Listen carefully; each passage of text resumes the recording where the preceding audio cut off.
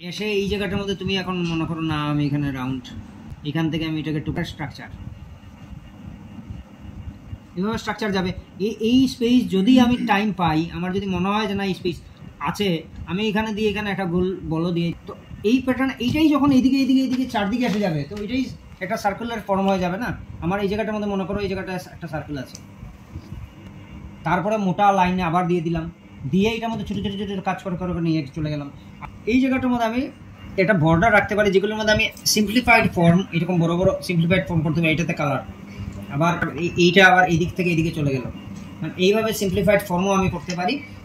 এইগুলোর মধ্যে এখানে এখানে লাইন লাইন এসে যেতে পারে।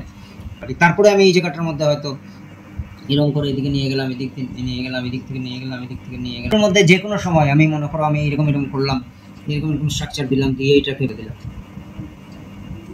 এগুলো যে কোনো তুমি মূর্তির উপরে যেহেতু করো পাওয়া যায় অনেক ফর্ম, এই ফর্মগুলোকে দিয়ে দিলে হয়। কিন্তু আমার মেইন স্ট্রাকচার হলো মোটা মোটা স্ট্রাকচার, যত বোল্ড করা যায় প্রথম, মানে বড় বড় স্ট্রাকচার প্রথম করে নিলাম, ব্ল্যাঙ্ক স্পেস ফিল আপ করার জন্য, তখন ছোট ছোট ভিতরে কাজ করবে।